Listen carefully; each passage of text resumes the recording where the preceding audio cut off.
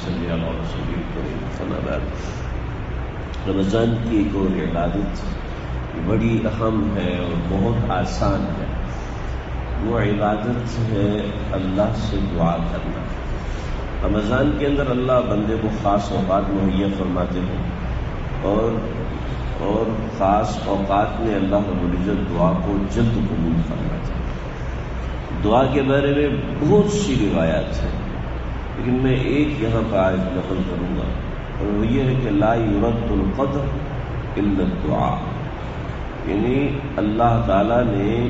جو لکھ دیا ہے ہمارے لیے، جو ہماری تقدیر لکھ دی ہے، اللہ اس تقدیر کو بھی بدلی فرما سکتے ہیں دعا کی برکت سے۔ دعا کی کے ذریعے سے اللہ نے موت کا وقت لکھا ہے وہ بھی ٹال دیتے ہیں، اللہ نے روزی میں تنگی لکھی ہے وہ بھی ٹال دیتے ہیں، اللہ نے بیماری اور تکلیف لکھی ہے وہ بھی ٹال دیتے ہیں۔ یعنی دعا ایسی چیز ہے، یعنی اگر کوئی شخص یہ کہے کہ فلاں چیز تمہارے مقدر میں نہیں ہے تم کیوں مانگ رہے ہو، ہم اس کو یہ کہہ سکتے ہیں کہ جس نے مقدر لکھا ہے وہ خود ہی مقدر تبدیل کرنے پر قادر ہے دعا کی برکت سے۔ تو یہ دعا اتنا اہم مضمون ہے، اتنی اہم چیز ہے، اس کے اندر چند چیزیں، اہمیت آپ حضرات بہت بہتر جانتے ہیں، چند چیزیں ہم نے کرنی ہیں۔ وہ چند چیزیں یہ ہیں جو میں نے شروع میں عرض کیا تھا کہ اپنے پاس کچھ نوٹ کر لیں کہ میں نے اپنے لیے اللہ سے دعائیں مانگنی ہیں، روز مانگ رہا ہوں۔ میں نے اپنے بچوں کے لیے، اپنے گھر والوں کے لیے، اپنے رشتہ داروں کے لیے، اپنے دوستوں کے لیے، تعلق والوں کے لیے، امت مسلمہ کے لیے، ملک پاکستان کے لیے یا جس ملک میں میں رہتا ہوں اس ملک کے لیے، اس کی سلامتی کے لیے، اس کے بقا کے لیے، اس کی ترقی کے لیے، اس کی معدنی ترقی کے لیے، اس کی فلاں قسم کی ترقی کے لیے میں نے دعا مانگنی ہے، یعنی اپنے لیے، اپنے بچوں کے لیے وغیرہ وغیرہ، یعنی ان سب کے لیے انسان نوٹ کرے کہ میں نے آج ان کے لیے دعا مانگی ہے یا نہیں مانگی۔ تو اس نوٹ کرنے سے یہ ہوگا کہ آہستہ آہستہ انسان کے مزاج کا وہ حصہ بن جائے گی۔ یہ دیکھیں یہ روزانہ کتنی دیر دعا مانگے، پھر قبولیت کے اوقات رمضان میں عام دنوں کی نسبت زیادہ ہوتے ہیں اور میسر بھی زیادہ آتے ہیں۔ جیسے اذان اور اقامت کے درمیان دعا قبول ہوتی ہے، ویسے تو ہر دعا قبول ہوتی ہے، لیکن خاص طور پر یہ اوقات جیسے اذان اور اقامت کے درمیان کا وقت ہے، ایسے سحری کا وقت ہے، اس وقت دعائیں قبول ہوتی ہیں کہ اللہ رب العزت آسمان اول پہ آ جاتے ہیں لوگوں کی دعائیں سننے کے لیے۔ حالانکہ اللہ رب العزت کے لیے کوئی جگہ متعین نہیں ہے کہ اللہ رب العزت کا ساتویں آسمان پر ہے، عرش پر ہے، کوئی جگہ متعین نہیں ہے، لیکن اللہ رب العزت قرب کو بتا رہے ہیں کہ میں لوگوں کے زیادہ قریب ہو جاتا ہوں ان کی دعائیں سننے کے لیے۔ انسان کی عقل اتنی ہے، لہٰذا اس عقل کے حساب سے سمجھانے کے لیے فرمایا۔ تو اللہ رب العزت آسمان اول پہ آتے ہیں کہ میرے بندے کون سی دعائیں مجھ سے مانگ رہے ہیں کہ میں وہ دعا کروں۔ اب دعا کے لیے نہ بیٹھنا سنت ہے نہ کھڑا ہونا سنت ہے، دعا کے لیے ہاتھ اٹھانا مسنون ہے، لیکن بغیر ہاتھ اٹھائے بھی دعا مانگی جا سکتی ہے۔ دعا کے لیے ہونٹ ہلانا بھی مسنون نہیں ہے، دل ہی دل میں دعا مانگی جائے وہ بھی اللہ کے نزدیک قبول ہوتی ہے، مقبول ہوتی ہے۔ تو دل ہی دل میں بھی دعا مانگ لی جائے، الفاظ کے بغیر بھی دعا مانگ لی جائے، الفاظ کے ساتھ بھی دعا مانگ لی جائے، یہ سب اللہ کے ہاں مقبول ہوتی ہے، یہ سب اللہ کے ہاں عبادت ہے۔ لہذا آپ دیکھیں کہ اگر زندگی میں ترقی کرنا چاہتے ہیں تو اپنے لیے چند دعائیں متعین کر لیں اور ان چند دعاؤں کو مانگنے کی عادت ڈال لیں۔ یہ دعائیں تو مانگنی ہی ہیں، اس کے بعد یہ دعائیں، اس کے بعد یہ دعائیں، اس کے بعد فلاں دعائیں، یہ ایک اپنی عادت بنا لیں۔ رمضان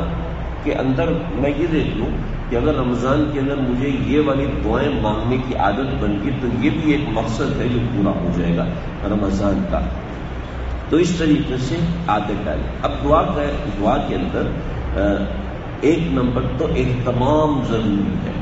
اہتمام کے اندر یہ چیز آتی ہے کہ انسان خاص طور پہ دعا کرے اور نمبر 2 پابندی کے ساتھ دعا کرے، نمبر 3 متعین اوقات میں دعا کرے۔ اب میں ذکر کر رہا تھا مخصوص اوقات، جیسے جمعے کے دن خاص طور پہ دعا، افطار سے پہلے کے وقت میں خاص طور پہ اللہ دعا کو قبول فرماتے ہیں۔ وہ متعین کر لے کہ یہ افطار سے پہلے 10 منٹ ہے، 15 منٹ ہے، 5 منٹ ہے، جو جس کو سہولت ہے ان اوقات میں اپنے آپ کو دعا کے لیے مخصوص کرے، فارغ کرے۔ گھروں میں ہمارے ٹی وی لگا ہوتا ہے، سحری کے وقت ٹی وی لگا ہوتا ہے، اہتمام سے اس کو بند کرے، اور خاص طور پہ دعا کا اہتمام، ہم دعا بھی مانگیں گے تو ٹی وی کے ساتھ بیٹھ کے دعا مانگیں گے، دعا بھی مانگیں گے تو سحری میں ٹی وی کے اوپر جو دعا چل رہی ہے وہ مانگیں گے۔ عام طور پہ عادت ہے، ماشاءاللہ مسجد میں جو آنے والے لوگ ہوتے ہیں عام طور پہ ان کا یہ تجربہ نہیں ہوتا، تو یہ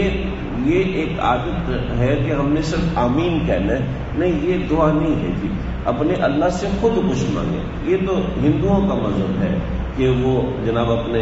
ان کے پادریوں کے پاس آتے ہیں، اپنے بڑوں کے پاس آتے ہیں، وہ ان کے لیے کچھ دعا کر دیتے ہیں اور وہ آمین کہہ کے چلے جاتے ہیں۔ کہ مسلمان کو تو سکھایا کہ تم نے خود اللہ سے مانگنا ہے، تم اما یجیب المضطر اذا دعا، کہ جب تم مجھے بلاتے ہو تو میں خود تمہاری دعا کا جواب دیتا ہوں، میں خود جواب دیتا ہوں۔ جب اللہ جواب دیتے ہیں تو ہمیں اول تو خود کرنی ہے، پھر کسی اور سے کرانا تو ایک الگ بات ہے۔ تو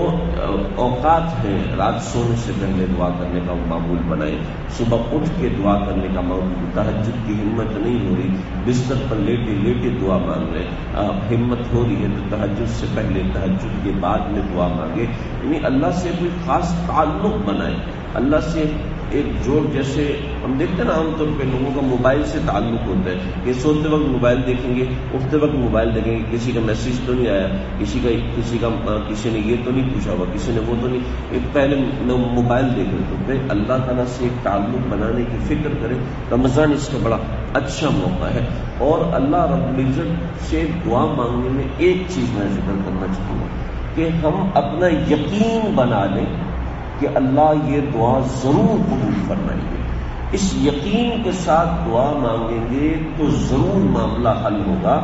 اس لیے کہ حدیث میں اللہ کے نبی صلی اللہ علیہ وسلم نے فرمایا ہے کہ اللہ فرماتے ہیں، جسے حدیث قدسی کہتے ہیں، انا عند ظن عبدی بی، میرا بندہ میرے بارے میں جو سوچ کے مجھ سے مانگتا ہے میں اس کے ساتھ ویسے ہی کرتا ہوں۔ کہ بندے کی سوچ پتہ نہیں، چلو دعا تو مانگ رہے لیکن کام ہونے والا نہیں ہے، جب یہ سوچ کے دعا مانگے گا تو نہیں قبول ہوگی، اور جب سوچ کے مانگے گا تو یہ دعا قبول ہونی ہی ہونی ہے، جب یہ سوچ کے مانگے گا تو ضرور بھی ضرور قبول ہوگی۔ انسان کا یقین، انسان کا اعتقاد، ابن ابی دنیا نے ایک روایت لکھی ہے، ایک صحابی کا نقل کہ اگر انسان کا یقین مضبوط ہو جائے اللہ کی ذات پہ تو مشى علی الماء، تو وہ پانی پہ بھی چل سکتا ہے، لیکن اس کی یقین مضبوط ہونا چاہیے۔ تو یہ سمجھانے کے لیے بتایا کہ پانی پہ چل سکتے، ایک مفہوم الفطرت قسم کی بات ہے، سمجھانے کے لیے بتایا کہ ہر بات کروا سکتا ہے انسان جب اس پہ یقین، اعتقاد اللہ پہ ہو جائے کہ اللہ کریں گے۔ جب میں اللہ سے دعا مانگ رہا ہوں تو میرا اللہ مجھے کر کے دے گا۔ جیسے کہ ایک واقعہ لکھا ہے کہ نمرود سے جب حضرت ابراہیم علیہ السلام کا مناظرہ ہوا تو نمرود نے کہا کہ میں بھی، حضرت ابراہیم علیہ السلام نے فرمایا کہ اللہ زندہ کو مردہ کرتا ہے، مردے کو زندہ کرتا ہے، وہ کہنے لگا انا احیی و امیت، میں بھی زندہ کرتا ہوں، میں بھی مارتا ہوں۔ تو حضرت ابراہیم علیہ السلام نے جواب میں فرمایا کہ میرا جو اللہ ہے وہ یأتی بالشمس من المشرق، میرا اللہ مشرق سے سورج کو نکالتا ہے، اگر تو اللہ ہے نا تو فأتی بہا من المغرب، تم مغرب سے نکال کے دکھا دو۔ تو علماء نے لکھا ہے کہ اگر نمرود یہ کہہ دیتا کہ سورج کو تو میں مشرق سے نکال دوں، تیرا اللہ مغرب سے نکالے، تو محدثین اور مفسرین کا اجماع ہے اس بات پر کہ حضرت ابراہیم اسی وقت دعا کرتے اور سورج اسی وقت مغرب سے نکل کے دکھاتا۔ حضرت ابراہیم کا یقین اتنا مضبوط تھا اللہ کی ذات کے اوپر، تو اللہ دعا کی برکت سے سورج کو روک دیتے ہیں، جیسے ہمارے آقا صلی اللہ علیہ وسلم کے لیے معراج کے واقعے کے بعد سورج کو روک دیا۔ تو ایسے اللہ رب العزت نے بہت سے ایسے کام دنیا میں ہمیں نمونے کے طور پر دکھائے ہوئے ہیں کہ دیکھو مجھ سے دعا مانگی تھی اور میں نے یہ کر دیا تھا، لہذا تم بھی کرو۔ لہٰذا اس یقین کے ساتھ، اعتقاد کے ساتھ چند دعائیں متعین کر لیں. ساری دعائیں کو ہم بطور مثال نہیں مان سکتے، تو چند متعین کریں اور یہ دیکھیں، ڈیڈیکیٹ کریں کہ میں نے اس رمضان میں یہ دعائیں مانگنی ہے اللہ تعالیٰ سے، اور انشاءاللہ وہ کام ہو کے رہتے جب انسان کا اعتقاد ہوتا ہے. اللہ سمجھنے کی اور عمل کرنے کی توفیق عطا فرمائے.